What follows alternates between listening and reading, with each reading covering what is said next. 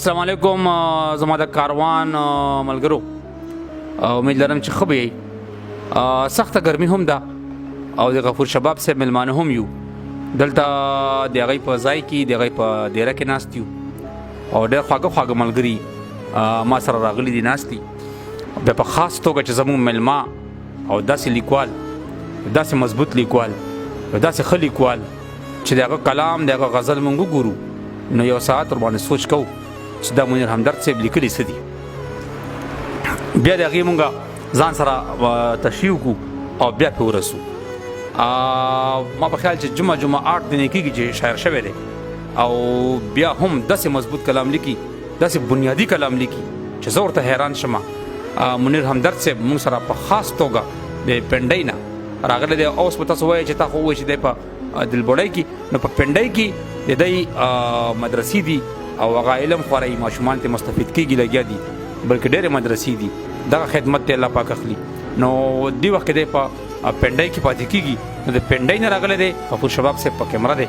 دا پروګرام د غفور شباب صاحب دی دا چینل هم دی هغه دی خو بس مونږ له یې و چې تاسو پکې خبرې وکړئ. نو زه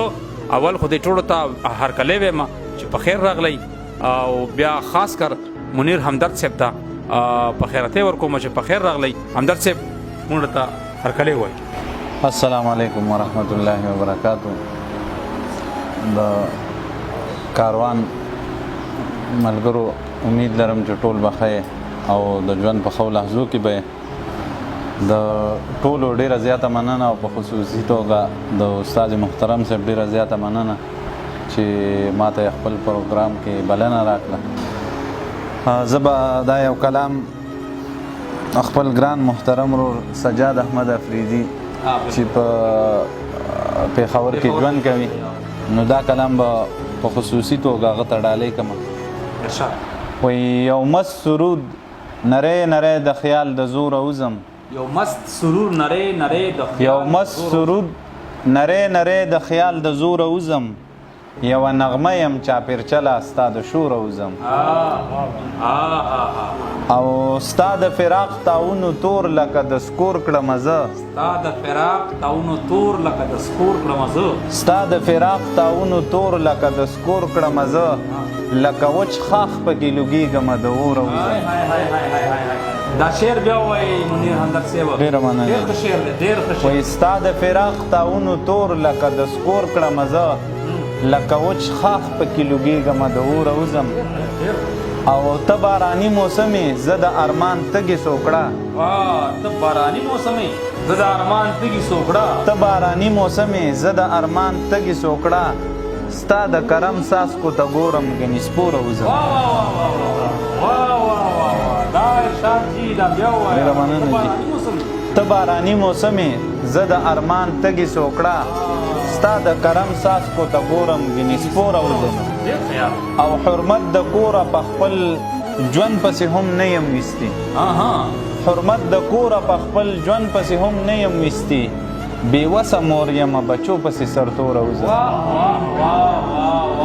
دا شعر دا جي دا ډېره مننه. حرمت د کوره په خپل ژوند پسې هم نه یم ویستي بېوسه مور یمه بچو پسې سرتوره وزم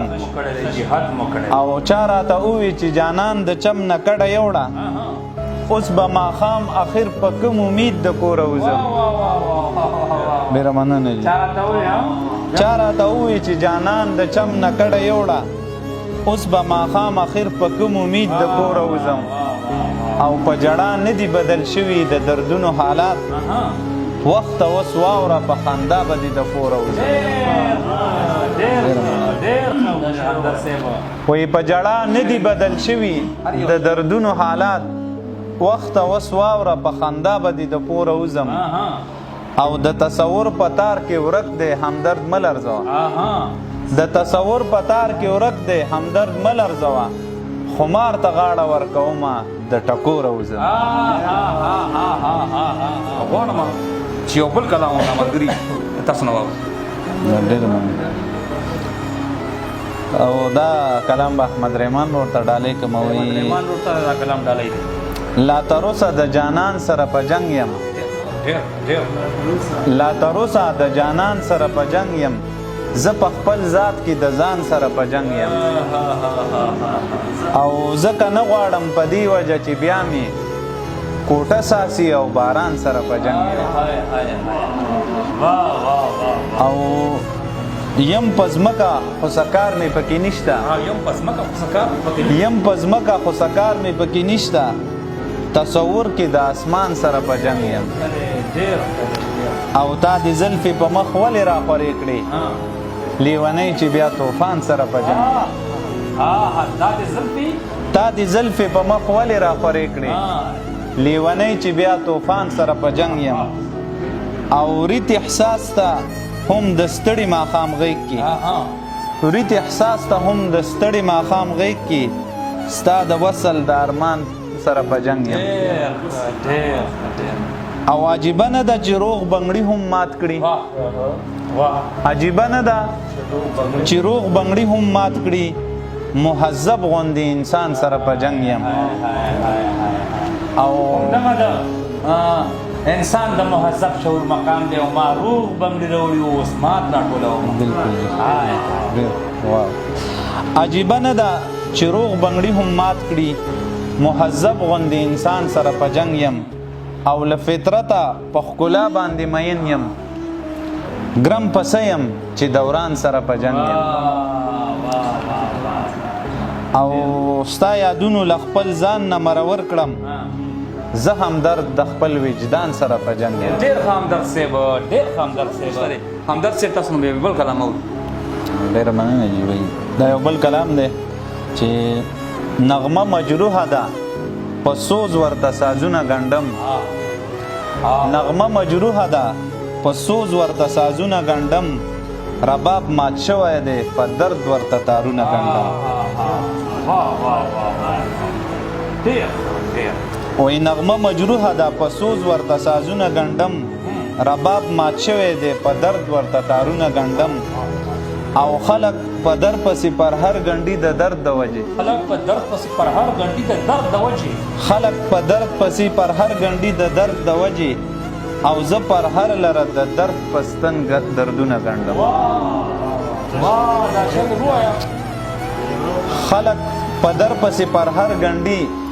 د درد د وجې خلق په در پسې پر هر ګنډي د درد د وجې او زه پر هر لره د درد پستن دردونه ګنډم